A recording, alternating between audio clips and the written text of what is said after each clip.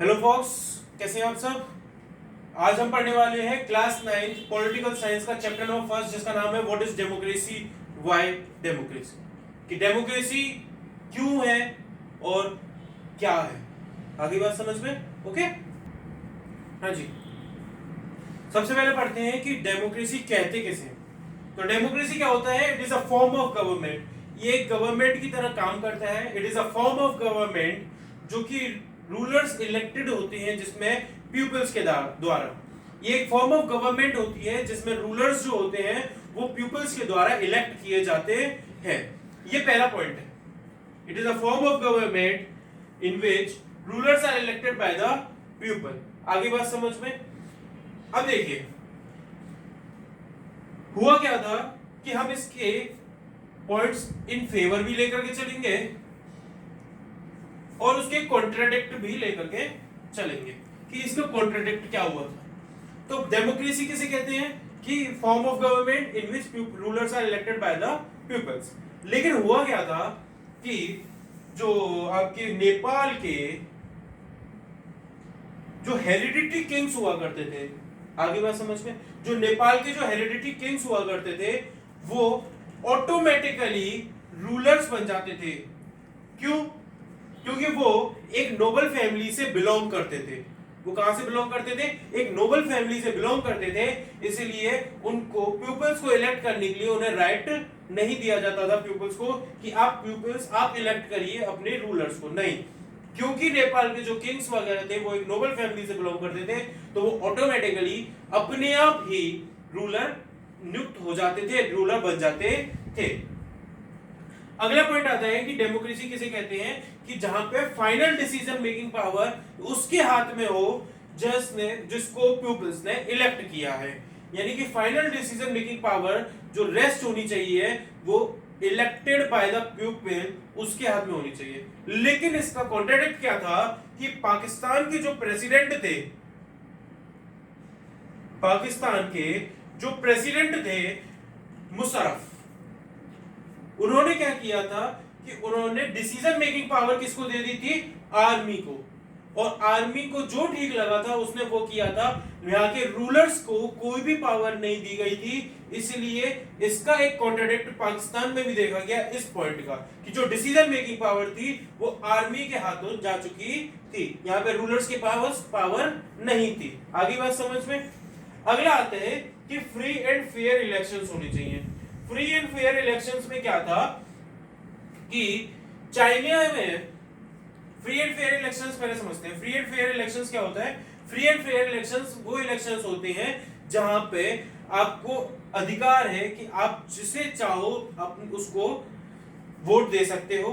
Plus जो ruler in rule में है, यानी कि इस समय रूलिंग कर रहा है, वो उसके पूरे पूरे चांसेस होते हैं कि आने वाले इलेक्शंस में वो लूज कर सके अपने रूलिंग को। तो उसको बोलते हैं फ्री एंड फेयर इलेक्शंस। आगे बात समझ में? लेकिन इसका कॉन्ट्राडिक्ट क्या था कि जो चाइना की रूलिंग पार्टी थी वो वहां पे जो इलेक्शंस हेल्ड हुआ करते थे उसको इलेक्शंस को वोट देने वाले कौन थे? या तो चाइनीज कम्युनिस्ट पार्टी थी या फिर 8 छोटे छोटे अलायंस कंट्री के मेंबर्स थे। यानी कि यहाँ पे फ्री एंड फेयर इलेक्शंस केवल उनको था कि ताकि जो रूलर रूल्स कर रहे हैं चाइना में वो उस पार्टी को, यानी कि अपनी रूलिंग पार्टी को लूज ना कर सके, वो रूल करते रहे। इसके कारण डेमोक्रेसी का एक कॉन्ट्राडिक्ट पॉइंट यहाँ पे भी देखा गया था फ्री एंड फेयर इलेक्शन के पॉइंट ऑफ व्यू से।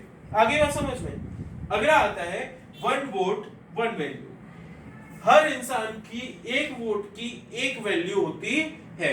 अगर आप वोट नहीं देते हैं तो आपकी वैल्यू डाउन हो जाएगी। मे बी पॉसिबल, शायद आपके एक वोट की वजह से, जिसे आप पीएम बनाना चाहते हैं, जिसे आप सीएम बनाना चाहते हैं, जिसे आप प्रेसिडेंट बनाना चाहते हैं, जो भी बनाना चाहते हैं, जिसके भी इलेक्शंस होते हैं, आप ये एक वोट से वो बंदा जीत सकता है। आगे बात समझ में? इसीलिए कहा जाता है वोट आपका अधिकार है, इसे मत छीनने दो, इसे मत छीनने दो। तो क्या हुआ था कि सऊदी अरेबिया का एक कॉन्ट्राडिक्ट है भाई।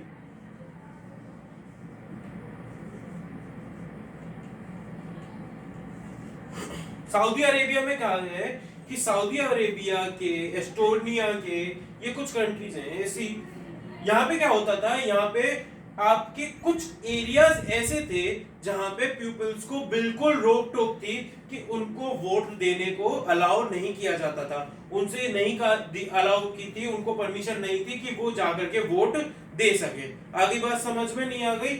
अगला पॉइंट है हमारा कि जो रूल करता है, डेमोक्रेटिक रूलर जो होता है वो रूल करता है उस कॉन्स्टिट्यूशन के द्वारा, उस कॉन्स्टिट्यूशन में जो लिमिट्स हैं उसी लिमिट्स में ही वो रूल करके चलता है।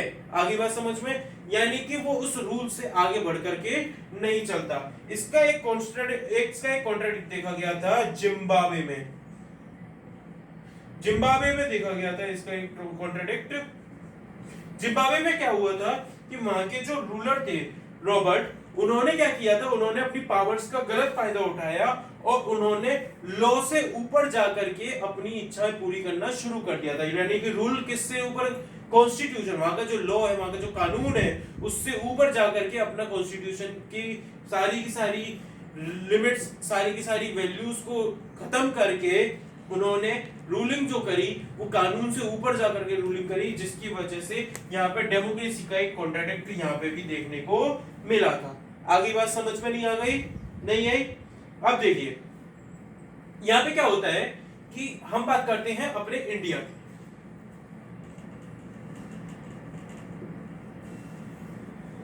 मेरा भारत महान कैसे? डेमोक्रेसी एक फॉर्म ऑफ गवर्नमेंट है। आपकी इंडिया में एक डेमोक्रेटिक गवर्नमेंट फॉलो होती है, रूल करती है।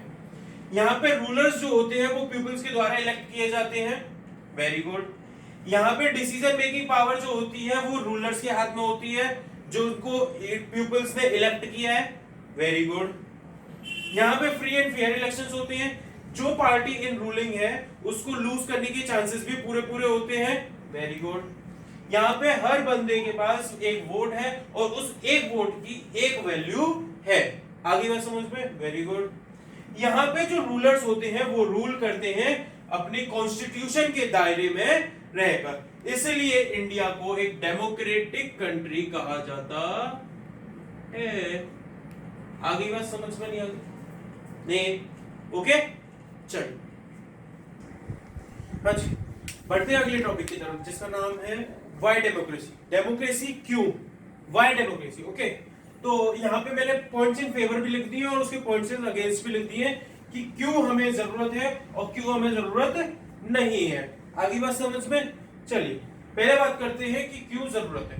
तो ये जो डेमोक्रेसी होती है ये बहुत ही ज्यादा अकाउंटेबल फॉर्म ऑफ गवर्नमेंट होती है। मोर अकाउंटेबल फॉर्म ऑफ गवर्नमेंट, यानी कि यहाँ पे अकाउंटेबल मतलब क्या होता है कि आप किसी भी चीज के काम कर रहे हैं उसका आपके पास पूरी इंफॉर्मेशन, पूरा डाटा है। ठीक है, यानी कि सेम इसी तरीके से डेमोक्रेसी क्या है, वो इस तरीके से काम करती है कि आपके पास उसका पूरी इंफॉर्मेशन, पूरा डाटा आपके पास तक रहता है। तो मोर अकाउंटेबल फॉर्म ऑफ गवर्नमेंट, जो भी काम करेगी सोच समझ करके करेगी। Improves the quality of decision making. यहाँ पे क्या होता है डेमोक्रेसी में, जब वो हम जो करती है वो बहुत ही ज्यादा सोच समझ के काम करती है, तो उसके लिए उनको डिसीजन मेकिंग बहुत ज्यादा करनी पड़ती है। बहुत ज्यादा डिसीजन मेकिंग से क्या होता है कि ज्यादा से ज्यादा लोगों की जब डिसीजन मेकिंग होती है तो जो क्वालिटी होती है डिसीजन मेकिंग की, एक होती है कि भाई आप छोटे सा कोई एक टॉपिक पे आप 2 जने 3 जने बात कर रहे हो, नहीं, एक जो टॉपिक होता है, सपोज करते हैं हमारी इंडिया की इकोनॉमी को लेकर के सपोज करते हैं कि आपका टॉपिक है, तो उसके लिए एक्सपर्ट्स आएंगे बात करने के लिए, एक्सपर्ट्स के साथ बैठ करके डिसीजन मेकिंग होगा, तो वहां पे क्या होगा, क्वालिटी भी इंप्रूव होती है डिसीजन मेकिंग की। अगला कहता है कि provides the methods to deal with the differences and conflicts.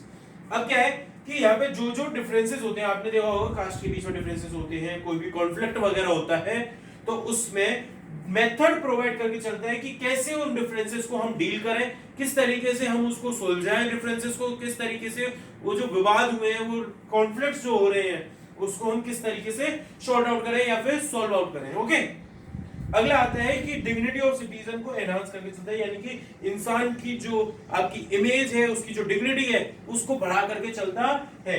Democratic country में आप आराम से कहीं भी जा सकते हैं, कहीं भी घूम सकते हैं, लेकिन डिक्टेटरशिप कंट्री में आपको कोई राइट नहीं है, आप अपनी मर्जी से कोई भी काम करें। Okay, allow us to correct its own mistakes. ये हमें अलाउ करता है कि आप जो जो मिस्टेक्स कर रही हैं आप उनको सुधारें ताकि आगे चल के आप वो मिस्टेक्स दोबारा ना करें, लेकिन डिक्टेटरशिप में ऐसा कुछ भी नहीं होता है। तो ये पॉइंट्स थे जो फेवर में थे कि अकाउंटेबल फॉर्म ऑफ गवर्नमेंट है, डिसीजन मेकिंग की क्वालिटी को इंप्रूव करके चलता है, एक मेथड एक मेथड प्रोवाइड करता है कि किस तरीके से हमें कॉन्फ्लिक्ट्स और डिफरेंसेस के बीच में डील करनी है, और सिटीजन्स की डिग्निटी को इंप्रूव करके चलता है, और हमें अलाउ करता है कि हम अपनी मिस्टेक्स को स्वयं ही सॉल्व करें, उसको करेक्ट करें। ठीक है, बात करते हैं कि डेमोक्रेसी हमें क्यों नहीं चाहिए। क्यों? क्योंकि ये एक इनस्टेबिलिटी ले आती है, एक स्थिरता ले आती है मार्केट में, एक स्थिरता ले आती है इकोनॉमी में, जिसकी वजह से डेमोक्रेसी की नीड इतनी नहीं होती है। अगर आता है leads to the delay in decision making, अब जब आप किसी चीज को डिसीजन किसी पॉइंट पे आप डिसीजन लेते हो तो उसके लिए आपको बहुत ज्यादा डीप में डिसीजन मेकिंग करनी होती है, जिसकी वजह से कभी कभार डिले भी हो जाता है, आपका काम जो होता है वो बहुत ज्यादा डिले हो जाता है। आगे बात समझ में,